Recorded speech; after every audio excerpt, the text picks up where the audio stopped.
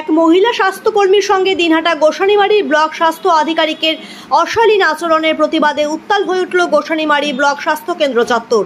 রীতিমতো তালা ঝুলিয়ে ব্লক স্বাস্থ্য আধিকারিকের অফিসের সামনে অবস্থান বিক্ষোভ শুরু করেন মহিলা স্বাস্থ্যকর্মীরা। তারা ব্লক স্বাস্থ্য আধিকারিক রামেশ্বর ঘোষকে ক্ষমা ও অবিলম্বে অপসারণের দাবি জানাতে থাকেন। মহিলা স্বাস্থ্যকর্মীদের তালা ঝুলিয়ে অবস্থান ও বিক্ষোভের খবর শোনার পর ব্লক স্বাস্থ্য আধিকারিক স্বাস্থ্য কেন্দ্রে না এলেও জেলা স্বাস্থ্য আধিকারিক হিমাদ্রি কুমার আরি ঘটনাস্থলে পৌঁছান এবং স্বাস্থ্যকর্মীদের সঙ্গে আলোচনা শুরু করেন। তার আশ্বাসে ঘণ্টা চারেক পর অবস্থান বিক্ষোভ উঠে যায়। ঘটনার বিবরণে জানা গিয়েছে, গোসানিমারী ব্লক স্বাস্থ্য আধিকারিক রামেশ্বর ঘোষ সঠিকভাবে স্বাস্থ্য কেন্দ্রে আসেন না, এমনটাই অভিযোগ উঠেছে বেশ কিছুদিন ধরে।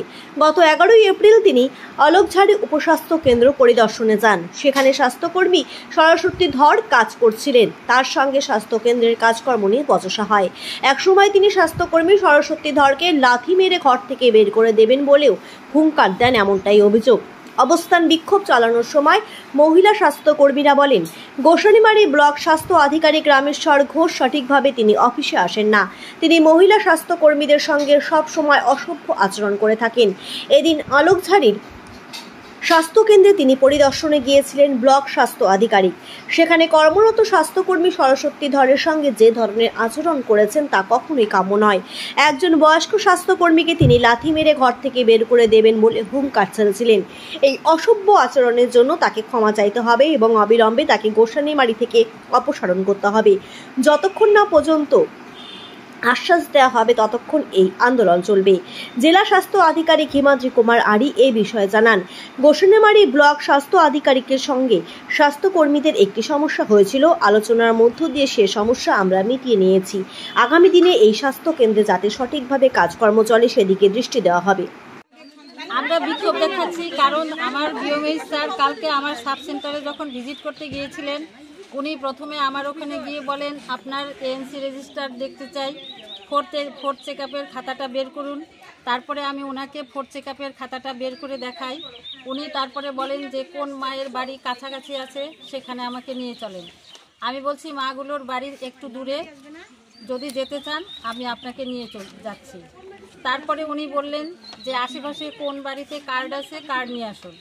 তারপরে আশেপাশের বাড়িগুলোর থেকে আমি কার্ড যখন নিয়ে আসি তখন উনি কার্ডের প্রথমে গ্র্যাভিড্যাপ, তারপরে প্যারা, এগুলো যখন দেখলেন যে সব ঠিকঠাক আছে তখন তিনি অন্য দিকে ধাবিত হলেন। তখন ওইখানে গিয়ে তিনি ইমিউনাইজেশন শিডিউল বের করলেন।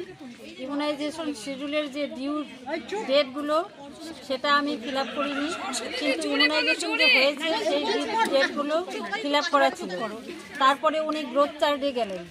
গ্রোথ চার্টটা যেহেতু অঙ্গনারীরা ফিল আপ করে তাই আমরা গ্রোথ চার্টটা করি না। সেই ফলতে উনি আমাকে বললেন যে আপনি কত সালে জয়েন করেছেন? আমি বলেছি 90 সালে। তখন উনি বললেন যে এটা কি 35 বছরের গ্রুপ, এদের লাত মেরে সাব সেন্টার থেকে বের করে দেওয়া উচিত। আপনি বেতন নেন, আপনার লজ্জা করে না? আপনার নাম কি? সরস্বতী ধর।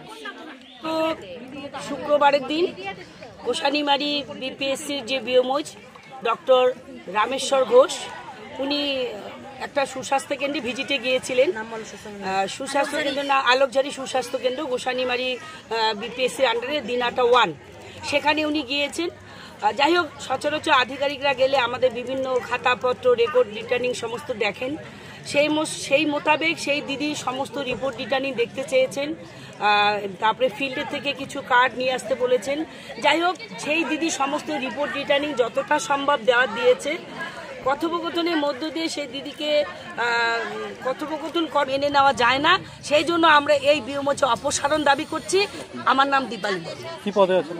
আমি হেলথ অ্যাসিস্ট্যান্ট ফিল। কর্মীরা দেখুন, কাজ করতে গিয়ে কিছু একটা সমস্যা হয়েছিল, সেইটা নিয়ে ওদের একটা ক্ষোভ ছিল।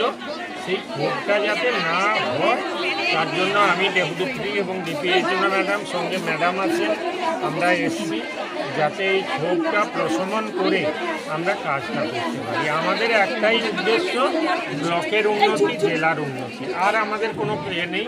এবারে নিজেদের মধ্যে যে সমস্যা হয়েছে সেটা আমরা নিজেদের মধ্যে যা আলোচনা করে ফেলেছি এবং সেটা মিটে গেছে।